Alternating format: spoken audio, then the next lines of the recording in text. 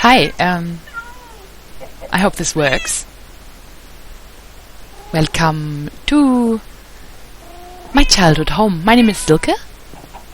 I'm in New Zealand, in Auckland. It's lovely here. But originally, I grew up in Germany. And because I sometimes have too much time on my hands, I rebuilt my childhood home in Minecraft. And it's actually quite surprising how much it looks like it used to look there. We're in the garden right now. This is where my mum would hang up the washing. And, you know, alternatively, you could use this as a jungle gym. Of course, the area for the laundry. This is the closest I could get to a seesaw. Oh God, I hope there won't be any zombies. It's night, there are zombies. And cats, and I apologize for the cats as well. I can see how this would be annoying. I just got slightly obsessed with taming cats at some point.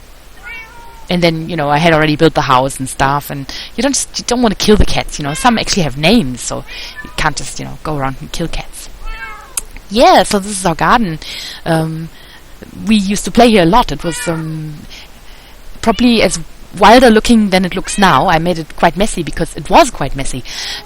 For one reason or the other, nobody really ever took care of our garden.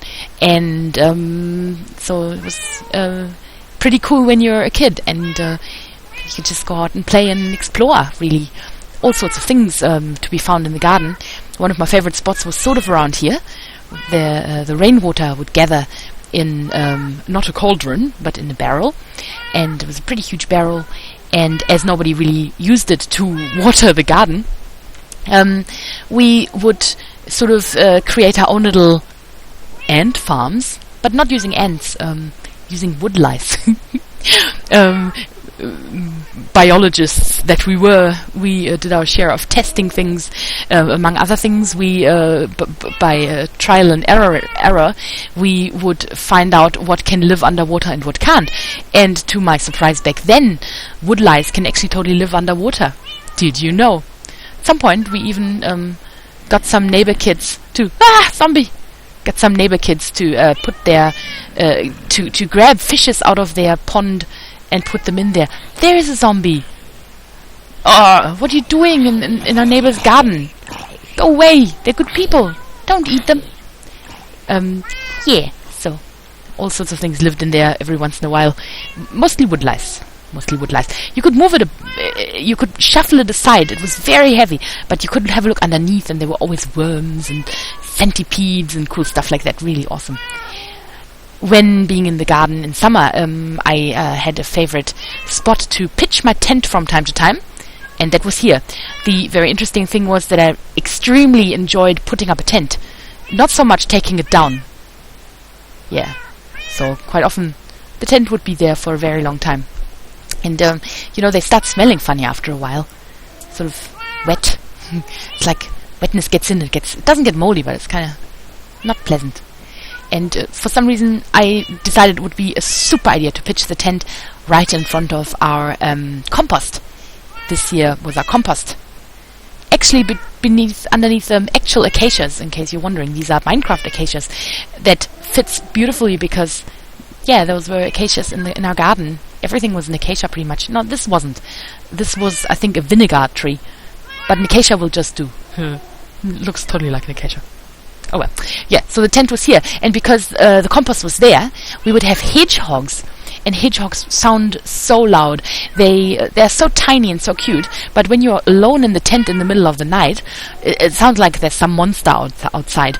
And they would sort of sometimes walk from here all the way to sort of around here, where sometimes there would be a bowl of cat food for our cat.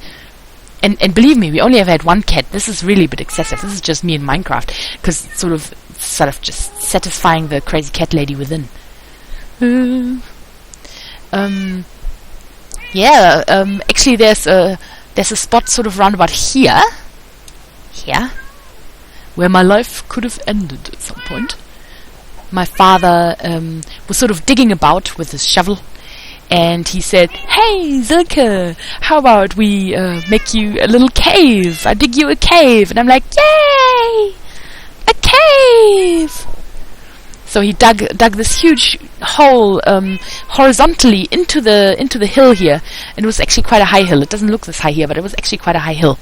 And I would have been maybe 3 years old, and I climbed into the cave, and then the whole hill came down on top of me, and I was probably a meter or meter 50 in the ground when it came down.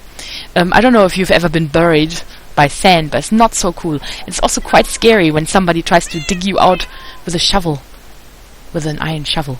Sort of, I remember that. I've got quite a good memory about a lot of things here. Oh, go away, cats. Yeah, this was sort of the scenic path to the front of the house.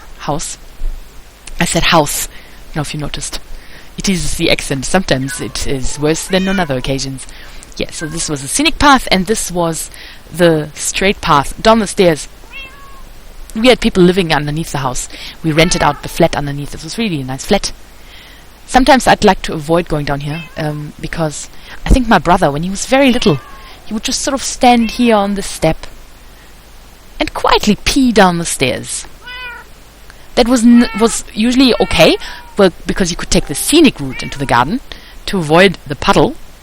Not so cool when you're having your birthday party pretty much exactly here. Brother peeing. 13, 14-year-old girls here. Brother 13, 14-year-old girls. Not so cool. Yes. Wow, this really looks so much like our house. It's just absolutely amazing. We didn't have chickens. I don't know what that chicken does here. I didn't put it there. Earlier there was a sheep. I killed it. Because we totally didn't have sheep in the garden. There was a swing here, and I was really totally a master swinger. And I mean that in a swinging, fun jungle gym type way. Because I was really little. What were you thinking? There was a sand pit. That wasn't very cool at all because we had cats and the neighbors had cats, so usually there was cat poop in there. But the moment you sort of hit your teens and can get hold of a lighter, this is actually a really cool spot for campfires. Oh yeah, very cool spot. It was a sort of a Smurf playhouse. It wasn't very nice to be inside the Smurf house because it was extremely full of spiders. I don't like spiders. But you could climb on top of it via the swing somehow. Don't know if I can recreate this here. No. Well, no. Doesn't work. Okay, well, you could climb onto here and then onto there. And the very cool thing was that once you were on top of the Smurf house, the ceiling would sort of indent, and you'd sit sort of in a dented roof. I kind of like that. And that had nothing to do with me being overweight. That happened to everyone. Just so you know. Cool, well, let's just hop back up the... hop back up to the... Here. This is not another cauldron. This is where our rubbish bins were. Our rubbish bins were surrounded by black currants. Pretty cool. Our entire garden was full of some kind of currant. So not just black currants, we also had red currants and white currants. White currants were actually my favorites, but we only had one bush of those. Those were amazing. Sort of raspberry bushes here. So whenever you came from the car, because this is where we parked our cars, right here, you would come from the car, and there were raspberry bushes right here, so you could just have some. Very cool. And there was a birch tree here, and I painted that before, but unfortunately, even though it was a really nice painting, I was sort of sitting on the stairs as I painted it, on the steps for the house. And I painted pretty much this view. The tree was actually much larger. And much more beautiful. Much more beautiful. Yeah, so I painted that, and it looked nice in the picture for something that a little girl drew. Things I did that weren't so cool. I was sort of into Stone Ages and archaeology, and by the way, we didn't have like a pond or anything here. There was a road, and railway and houses. But I was really lazy. I didn't want to rebuild the entire neighborhood. Anyways, let's get back to me being into archaeology and stuff like that. I read lots of books. Ones I shouldn't read, and ones that were not so bad to read. So one of the books I read was about how Stone Age people made paint, and how they drew on rocks, and how they made it last for a very long time. I made very efficient rock paint and made our wall look really terrible with just splotches of reddish color that I mixed with milk and pigments that I found from colored rocks, and that really looked terrible. But I was extremely proud of how efficiently I I painted rocks. Anyways, so this was a tiny little tour of the outside of our house. This is my first time ever that I'm recording a video like this, and I know my microphone is absolutely horrid, and I apologize heaps, and I apologize for the cats and making lots of language mistakes. But yeah, so this is the outside of my house. I have zillions of stories. Maybe I'll do another one another day, but I just wanted to show you how it looks like from the outside.